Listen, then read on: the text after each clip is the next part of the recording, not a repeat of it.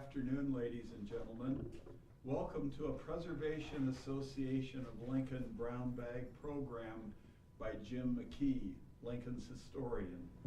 You don't have to do anything to introduce Jim McKee. He is the ultimate source for knowing about Lincoln and being able to teach us about it. This is episode 39 of a series called A Complete History of Lincoln. We want to thank Speedway Properties as they have paid for the complete funding of the taping of these programs for over 10 years now. Jim McKee, it's all yours. Thank you, and thank you, John, also for saying that I am not the penultimate authority, although Ed Zimmer would probably agree with that assessment, and he'd probably be right. It's strange, perhaps, that our first slide at the Preservation Association of Lincoln should start with a picture of Omaha, but much of the State Fair's history does not start in Lincoln, it starts in Omaha. This is the Union Pacific headquarters building, or the Herndon House Hotel, and it is here that the story of the State Fair actually starts. There it is, hidden in plain sight. It was in 1858, in October, that a group will meet in this building in Omaha, and they will begin planning along with Governor Furness. This is actually Governor Mortis, J. Sterling Morton, but they will begin planning at that point a territorial fair, because before Nebraska was a state, it was a territory. And the territorial fair which they will begin planning will be not only the first territorial fair for Nebraska, it will be the only territorial fair for Nebraska, and it will interestingly be the only territorial fair ever in the United States of any territory. So we had the only one. Planning began October the 14th of 1858, and the Board of Agriculture, which was at that time headed by Mr. Morton, approved it. They met then at the Herndon House Hotel and decided to host a fair for the territory at whatever city afforded the largest donation and the best accommodations. So it was kind of up for grabs and whoever wanted to make the bid.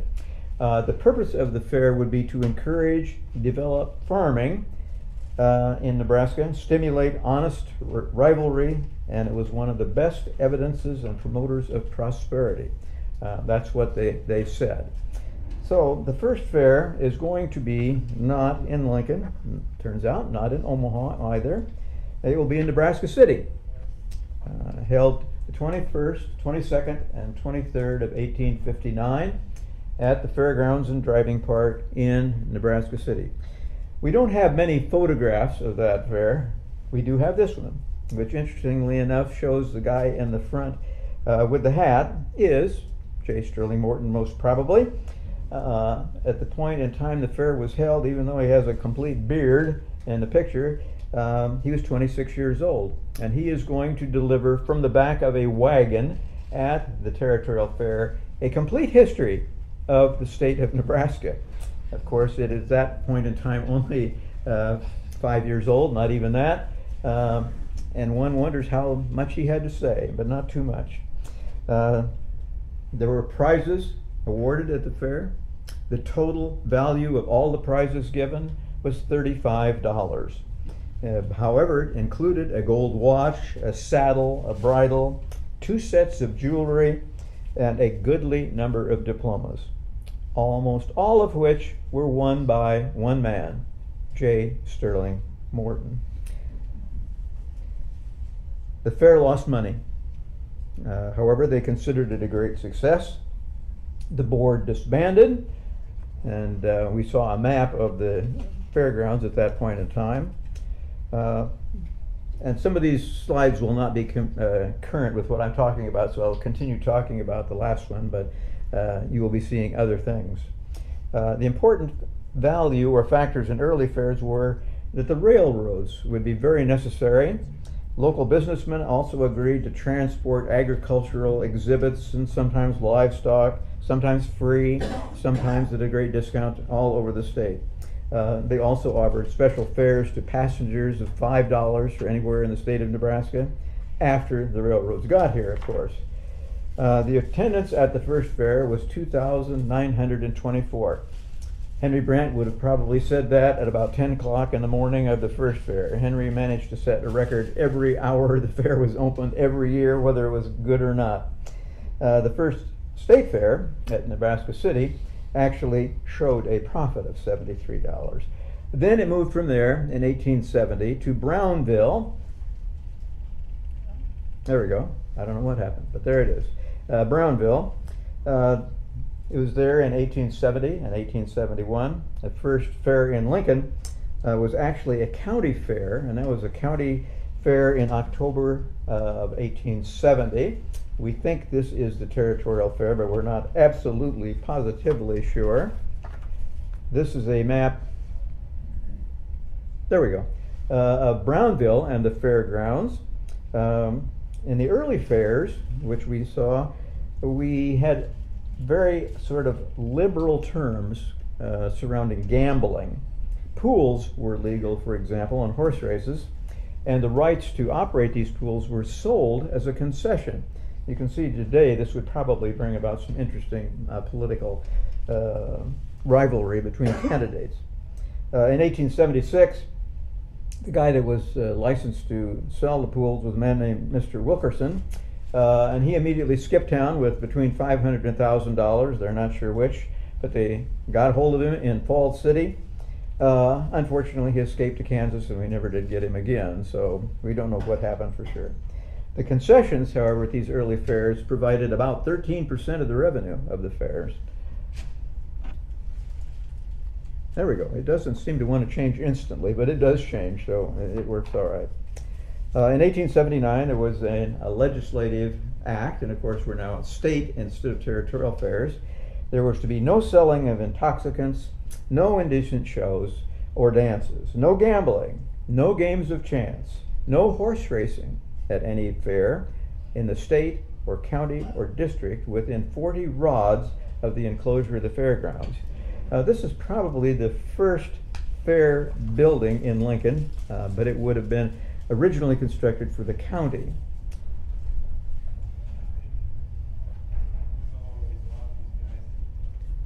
There we go. Evidently I have to push the thing twice to make it change once.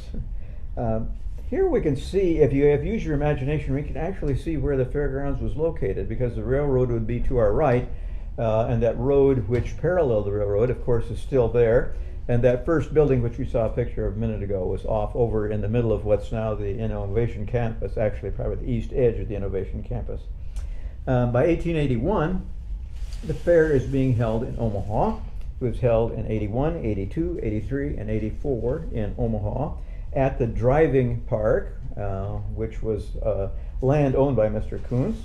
Then in 1883, the legislature changed the rules and said they would give the authority to put the fair at any location in the state of Nebraska for 5 years, no more. That was the maximum that they would allow it to go to any place. This is a picnic probably in the 1890s, something like that, 1895.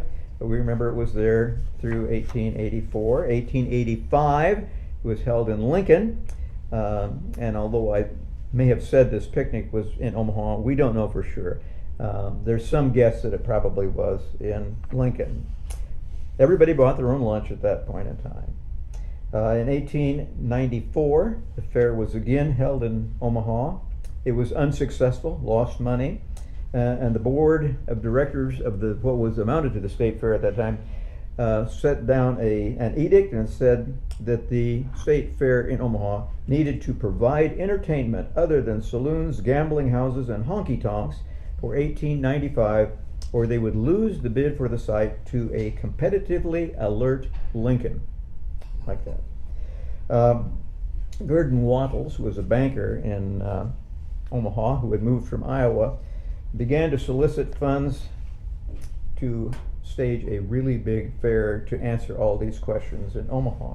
He also established something called Ak-Sar-Ben, which was Nebraska spelled backwards. Ak-Sar-Ben as an organization still exists. They don't have the flamboyant shows and things that they used to have, or parades, but they still exist today. So we're going to have An interesting new twist, because we're going to have a year without a state fair. They got together $90,000 in donations, which is a princely amount of money at that time. They convinced the city of Omaha to install streetlights for the purpose of the fair. They also installed, or got the Omaha Street Railway system to lay down a double track to the fairgrounds, and the Missouri Pacific Railroad to actually lay a railroad track to the fairgrounds. Then they sold stock in the fair to businessmen in Omaha in order to finance it.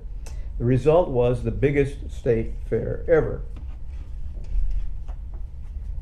1894, we have what is called the TransMississippi Congress established, and all the governors of the states west of the Mississippi and most of the mayors of larger cities got involved in this.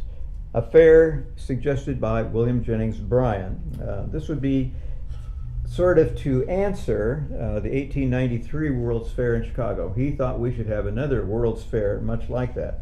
Unfortunately, what he didn't figure on was there was a panic, a nationwide panic in 1893, more or less a minor depression. However, even with the lingering of the 1893 depression, the United States Senate gave $200,000 to the proposition, and then another $40,000 if the fair would sponsor at the same time a Congress of American Indians, an encampment, if you will. State of Nebraska legislature set aside $100,000. Douglas County set aside $100,000. Omaha itself gave $30,000.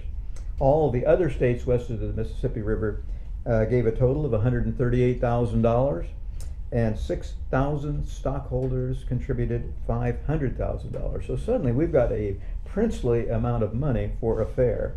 It will be held 1898 from June clear through November. And in order to do that, we're going to, wrong button, actually construct buildings. It's going to be known as the TransMississippi Exposition. Herbert Koontz, who was a banker and large real estate owner in Omaha, donated for the use of the fair. In other words, it will be donated only during that time period. 10 acres of land at what he called Koontz Park, which was a suburb or addition to the city of Omaha, which he owned, which had no buildings on it. It had been up to that time a cornfield, then it had been a racetrack, then it was briefly the Douglas County Fairgrounds. And I've shown a couple of the buildings already. This is an overview. There we go, an overview of the fairgrounds. And you can see it was a very elaborate, with the amount of money it had, to develop undeveloped land in a few months in order to build this spectacular fairgrounds, for lack of a better word. The streetcars ran from downtown Omaha to the fairgrounds on 4 separate lines. 6 Midwestern cities had already attempted fairs after Chicago, but Omaha is the one that's really going to survive. Lots of things were planned that didn't come about. A copper mine was going to be put there. Interestingly, there were 2 Omaha madams, and I have to sort of stop and think, what do we want to call them? Minna and Ada Everly. They doubled their investment in the fair because they were sure it was going to be good for their business as well, and I think it probably turned out all right. This is actually one of the many hundreds of photographs that were taken mostly by a man by the name of Reinhardt of the fair, published in postcards, published as books, and so forth with this 1898 fair. Then, by stuffing the ballot box, a bunch of taxi drivers got together and nominated the Queen of the Exposition, which was actually yet another prostitute. So things were political then, just as they are now.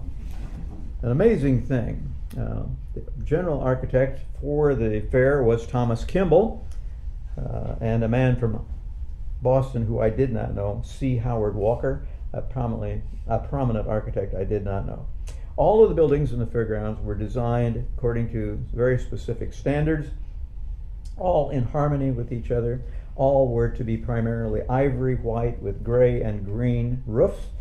They called it an eclectic composite of Renaissance design, heavily laden with romantic concepts, and it is indeed.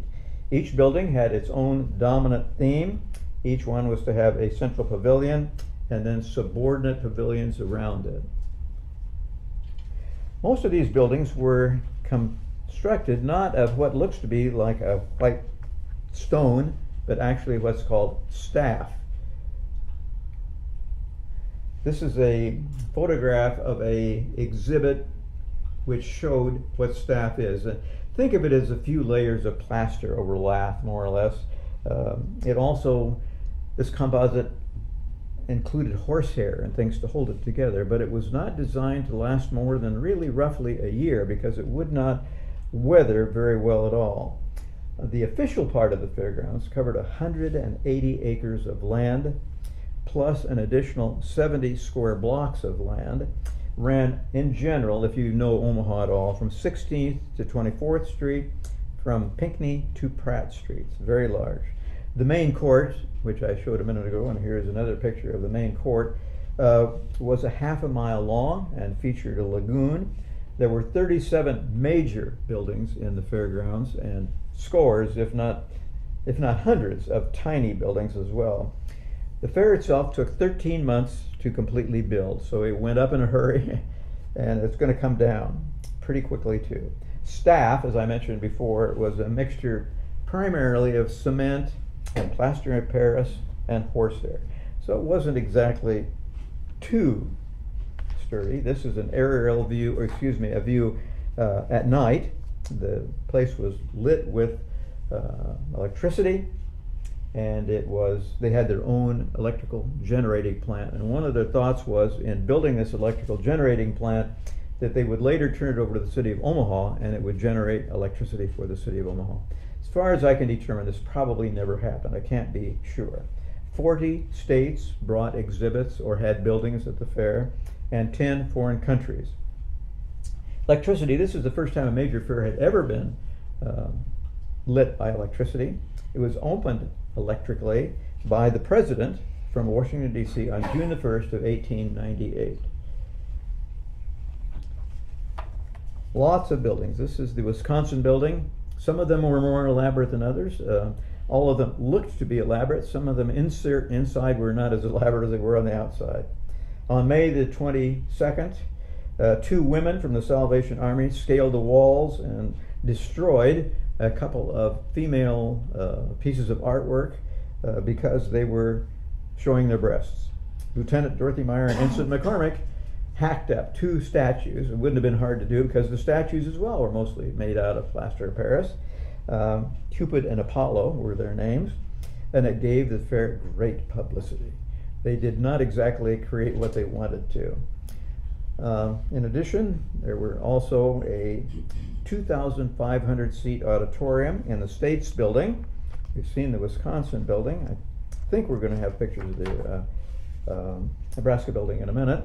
The landscape architect was Rudolph Ulrich, and he sat trees around, as you can see in this one, 250,000 palm, orange, and so forth trees were planted around the fairgrounds. In addition to those 30,000, the fair was lit by 30,000 light bulbs and 45,000 light bulbs outside that court or main lagoon area which we saw. The building we see here is the horticulture building. This would be the machinery building, and you can see again the lagoon in front. This is the electricity building.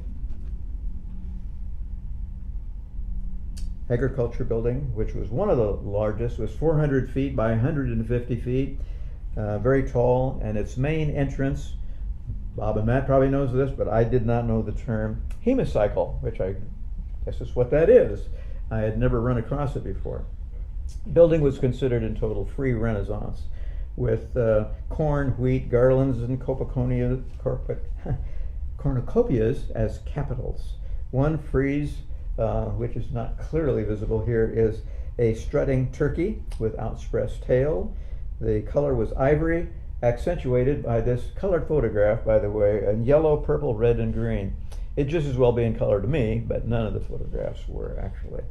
Statuary around the building represented various things, the zodiac, favorable winds, the seasons, and so forth and so on. The architect in this was Cass Gilbert, who we have heard of St. Paul, who was at that point in time the president of the AIA. Fine Arts Building.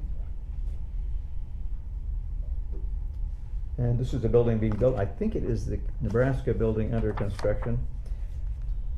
Or is it the government building? I get a little confused. This may be the government building. Says, yeah, because it has the dome or the Statue of Liberty enlightening the world above just below the cupola there. With her torch is 178 feet above grade. A map of the fairgrounds in general. This is the streets of Cairo, which is it's sort of like the Midway, if you will, of the fair. Also called the Midway Plaisance, which is, I take it, a French word. The person who named it that got a $10 prize, though, so good for them.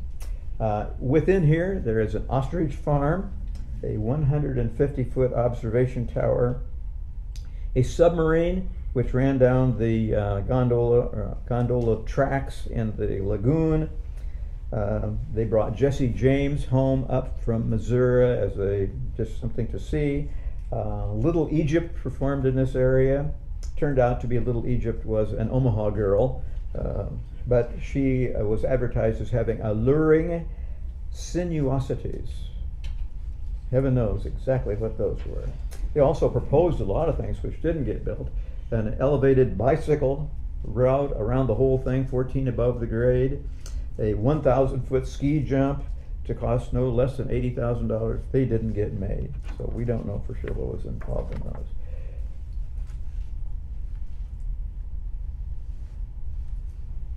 Sometimes it changes and sometimes it doesn't. There was also an elevator which took people down to a subterranean area, the terrors of Hades, which was just actually slightly below grade, but it rattled and shook and it made you think you were going down along. There was also an Indian encampment, which was primarily brought along because they got the money from the federal government. The receipts from the Midway alone totaled $276,112, and most of these rides were a nickel and a dime, so you can imagine it took an awful lot of them to do it. This is the giant, I guess we call it a seesaw. There's also a Chinese village. The Chinese village used 328 Chinese people who they brought from China for the exhibit, partly as workers, partly as performers. The U.S. Immigration Department watched these Chinese folks like crazy. Literally tried to keep one person on each person. They knew where every 328 of them were. After the fair was over, all 328 disappeared into Omaha. Not a one of them went back to China. Interesting. Another view just of the general area of the streets of Cairo. The Midway itself covered an additional 40 acres, that giant seesaw which we saw a minute ago. There were several marriages performed in those cars. Great success. What else? Going backwards. No wonder it doesn't make any sense at all there. If we don't go forwards, we don't know what's coming up next.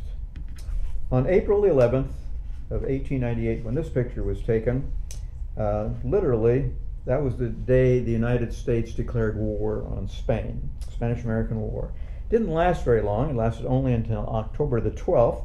And I said this is the date of the picture was when the war is declared. It is not.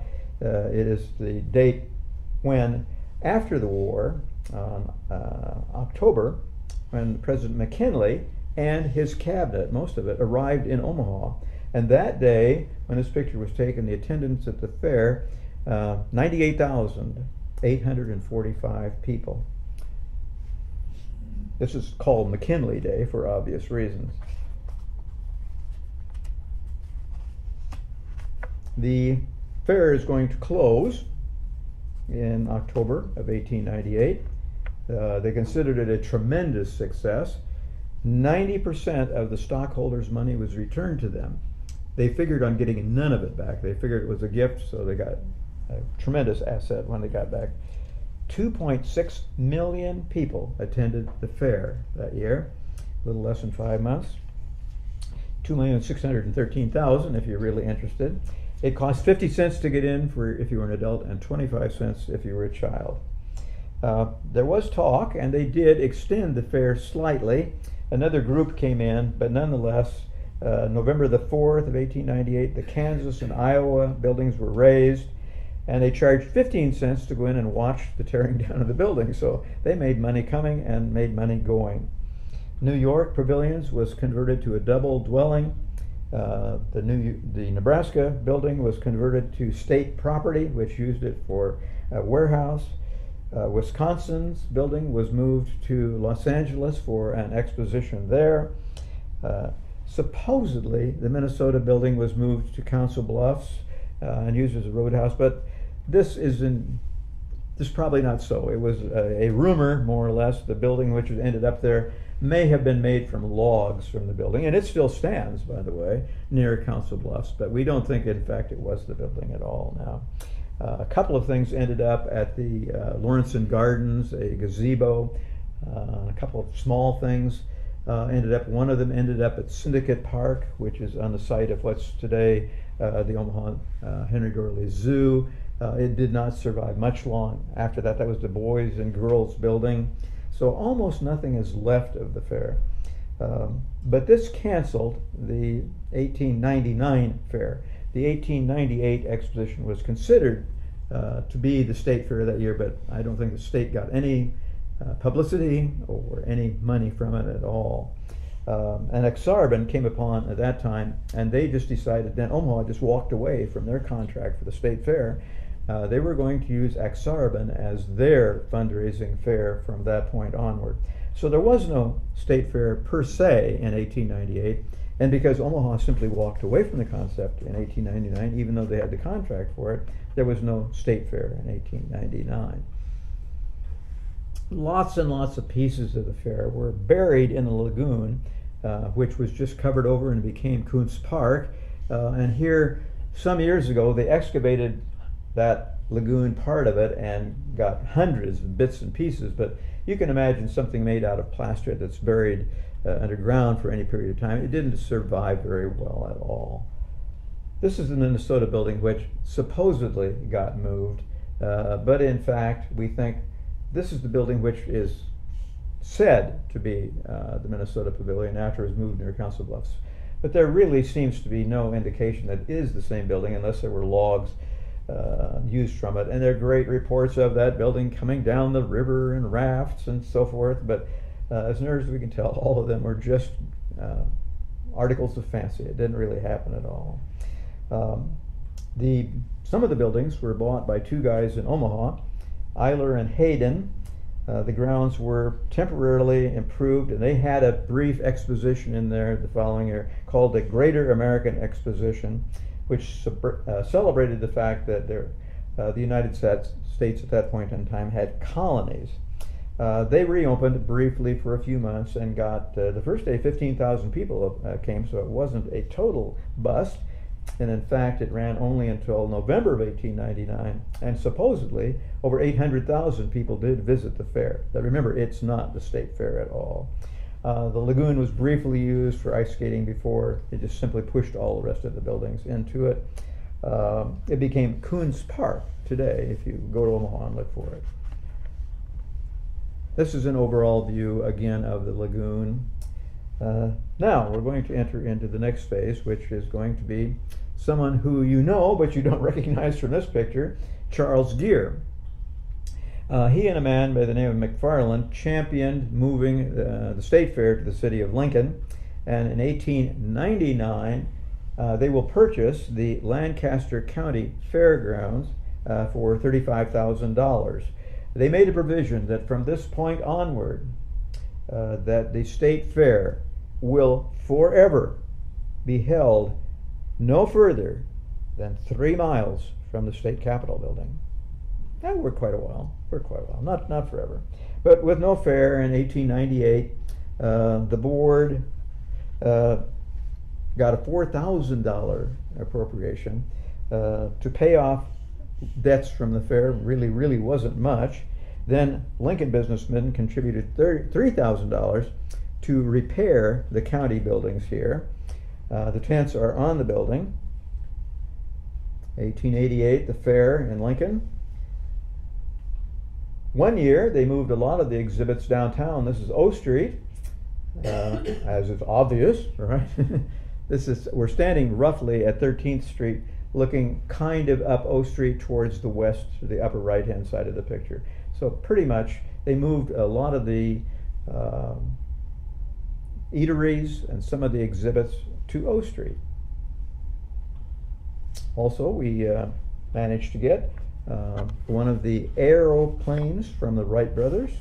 There are a couple of slides of or a couple of pictures. This is only one I know of. It's easy to get. It's a postcard. The State Fair, probably 1909. And this is early on because the first flight at Kitty Hawk was 1903. So the Wright brothers came. We also had horse races. 1910 attendance was 99,000 and odd. However, during the first year, horse races within a half mile of the fair were still illegal. Then in the 1890s, we'll build the first grandstand we see here. It says it seated 125,000 people, or excuse me, 12,500 people. Probably could have. 1904, and I have no reason to think this is Dan Patch, but Dan Patch did race at the fair in 1904. Then in 1929, they built a new grandstand. They also, at this point in time, had their first automobile races. Pretty sporty looking cars there. The new 1929 grandstand cost $250,000. Then we will have the third generation grandstand in 1977. Some of you can probably remember the old fairgrounds entrance. Originally, the fair was at 17th and Fair Streets, and if you've ever driven over that part of Lincoln and wondered why there was a Fair Street, which doesn't seem to go anyplace, the original entrance to the fair was at 17th and Fair Streets. These gates were at 17th and Clinton, which were built probably in 1924. We always have great contention about what was built at the fairgrounds. They didn't seem to keep great records. These were torn down in 1950. Agriculture building. Let's see, okay, 1927, the first fair in the United States, it was, excuse me, let me rephrase that. It was the first, or the #1 fair in the United States in per capita attendance in 1927. It also in 1927 was the first state fair in the United States to charge an admission fee. And in 1927, they were the third fair in terms of numbers, in terms of daily attendance. So our state fair was very well attended in its early days. Octagon building, they also ran a trolley car to the exhibit. This is the Kinder Nook, which is sort of like a daycare or kindergarten. In 1876, the Burlington laid tracks to the fairgrounds. They ran a train every day at 1:30, returned to the city at 5 o'clock. This is not a trolley car, this is actually a train. 1884, the trolley car, or the street railway, carried 110,000 people in 1 week. 1894, sounds like a good number. 1895, Lincoln Street Railway was bankrupt. Didn't go well for them. 1910, the Burlington and Lincoln Traction Company offered 2-minute rides to the fairgrounds quite frequently. This is the Midway, or the amusement court. Hard to say. 1924, it's dated, but it could be slightly before that. We don't have a good date on it. Entrance to the Midway, and we're looking down towards the grandstand, so that would be pretty much looking towards the northeast. This would be looking pretty much towards the northwest and the boulevard. Of course, We can't go out there now and find exactly where hardly any of this is. Maybe you could lay it out on a map and figure it out, but it's pretty hard to tell. The Midway was very, very popular, of course, drew a lot of people.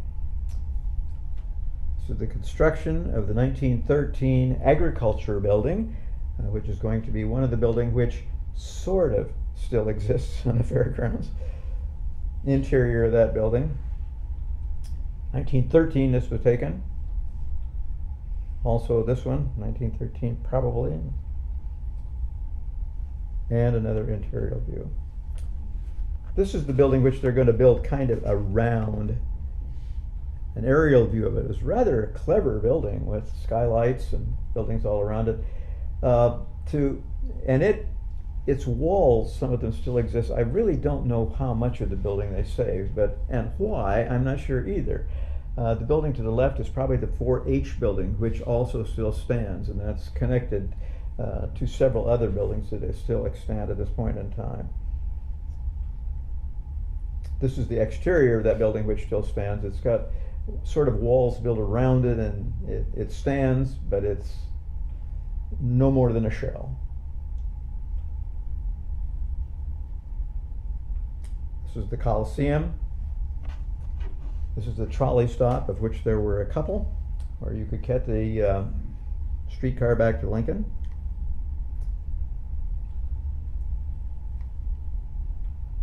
This is a later kinder building, if you will.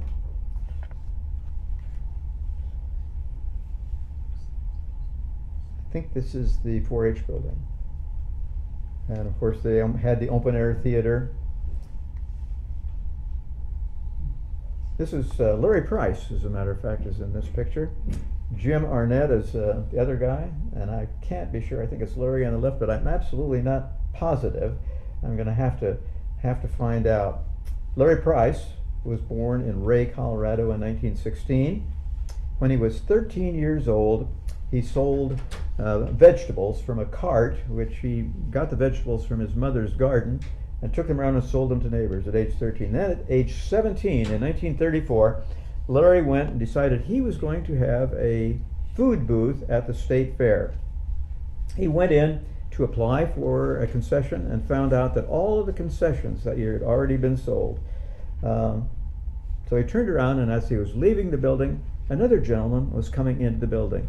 And it's a good thing he hesitated, because the man coming in said, "I'm not going to be able to take my booth this year." And he turned it back.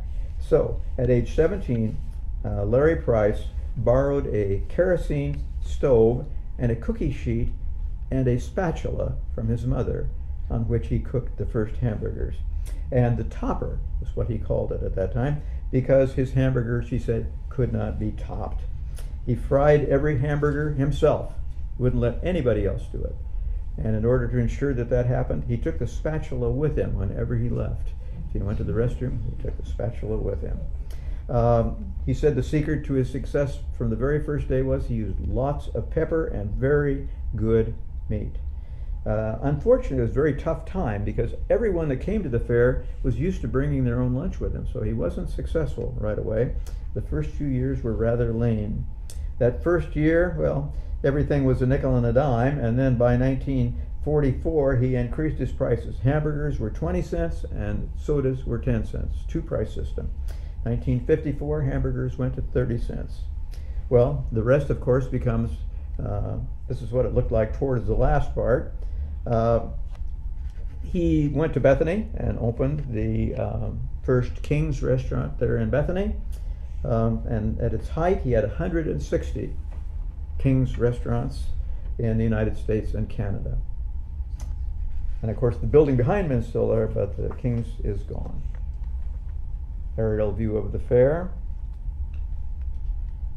Right at the front of the fairgrounds entrance, and I'm not sure, Matt, whether you knew Lee Erie, or Lee Irie as he was sometimes known. He was a great member of the Coin Club, the reason I thought you might know him, but he had a stand right there at the front where he sold food, and his father later had a restaurant downtown, as did Lee. This is the new fairgrounds entrance. New grandstand. Then, in 1965, the concessions for the rides was owned by a man by the name of W.T. Collins, the Collins Show. The Sky Ride we see here, this is the first time he had used it. Was 550 feet long, 30 feet off the ground, and had 30 gondola cars. And then on Sunday, September 5, 1965, 2 of the towers collapsed, and 2 people were actually killed when the thing fell down. I was at the fair that day. We had a booth where we were selling a new book which we had just published, the Nebraska Centennial's First Lady's Cookbook. So I was there every day. And I stayed in the grandstand. I did not come out because they literally kept everybody inside while they tried to clear it.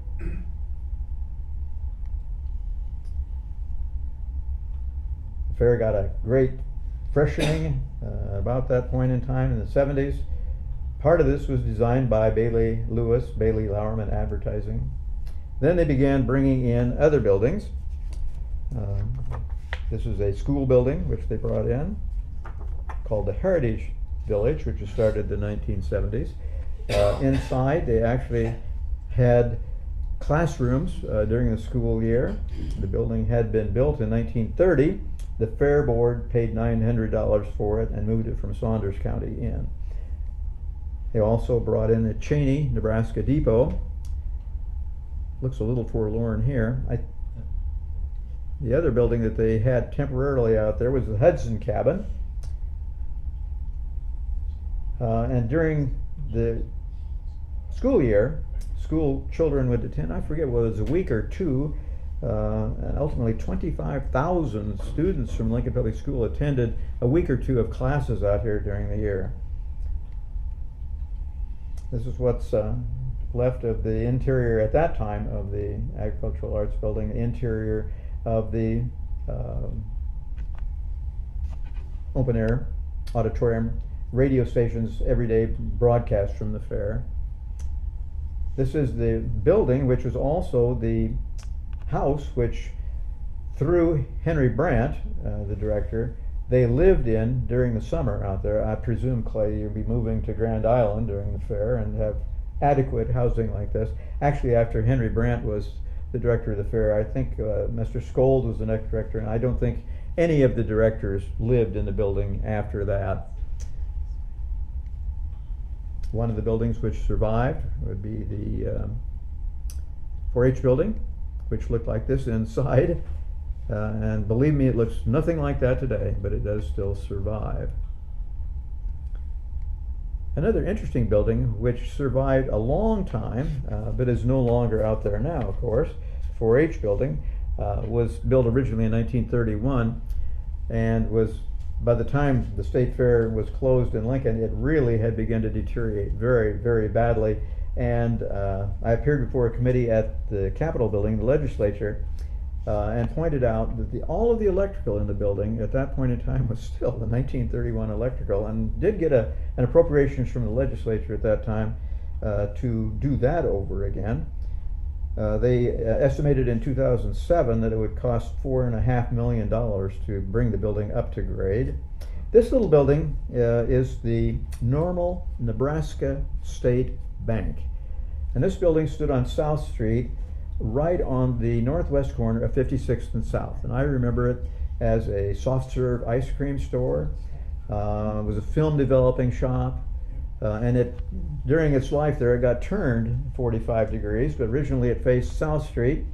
And Sam Miller, the physician, had his office, his medical office, right next door in the old grocery store building to the west. And that's where Roland Ludke, mayor of the city of Lincoln, worked as a young man in that building. And talking to Sam Miller one day, he told me about the day that the Normal State Bank was robbed. And the man who robbed it came in and went in the front door. There was only one person there, and that was the president of the bank. And he said, well, he wanted to know who could open the vault. And the guy said, well, you know, I can open the vault, but it's on a time clock, and I can't open it now. So he kidnapped him and took him out to a field near Normal, Nebraska, and was going to hold him until the secretary arrived to open the vault. But guess what? he finally thought, this isn't worth it. He let the guy go. So the bank was never robbed, but after it served all those little retail businesses, and before they built that new little 2-story kind of a concrete block building on that corner, the State Fair got the building. They moved it out and it became just storage right on the creek on the west edge of the building. So it lasted from the early days in Normal, Nebraska, and then just disappeared. Here we see the first buildings in Grand Island, which I presume are all still there on the Forner Park area. Later on, this is looking towards the west. We can see the new building that will be the old agriculture hall. And as I said, it is changed so much that there's really not much left of it except that exterior wall. The Devaney Center you can see there looking off towards the west. And this would be the last slide.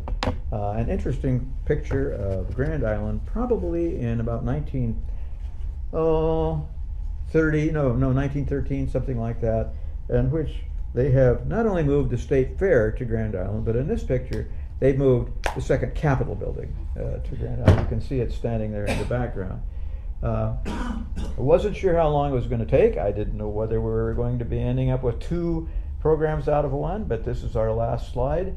So if there are any questions, this would be the time I would entertain them. And maybe I have answered every single question about the Territorial Fair, Exarban, TransMississippi Exposition, and the Nebraska State Fair, which now is more than 3 miles from the Capitol building. And people have asked me always, or even before it moved, what I thought. Should it move or should it not move? And I always felt the State Fair should be closer to the center of Nebraska and closer to agriculture and the real reason the State Fair existed from the beginning. The only thing I don't know whether they've ever done that I suggested at that time is that they had another kind of a fair for agricultural use in Grand Island later or earlier in the year, and I suggested that they be combined. I don't know that that's ever happened, or they still have those 2 separate, it's still, okay, they have 2 separate entities, yeah. If not, we stand, yeah, question? When did the old Coliseum get torn down? I do not know the answer to when the old Coliseum was torn down. I'm afraid I don't know the answer to that. I always have It was there. memory that it was in the 60s, and I thought I saw the circus there, but it's possible. In fact, it had to be in the probably the mid or late 60s, because I took my daughter, who was born in, no, it'd have to be in the 70s actually, because my daughter was born in 69, and I took her to the fair out there. It would have been in the early 70s. A shrine circus, as I recall it. So it came down, the auditorium you're talking about, not the grandstand. Yeah. Yeah, the auditorium came down at that time. The grandstand lasted quite a bit longer. But I am not sure what date the auditorium was turned down, and I see no one out there helping me with an answer either. Sorry. Okay, well, thank you very much, and the next time we meet, we will be back completely in the city of Lincoln again, and we will be definitely within 3 miles of the state capitol building. Okay.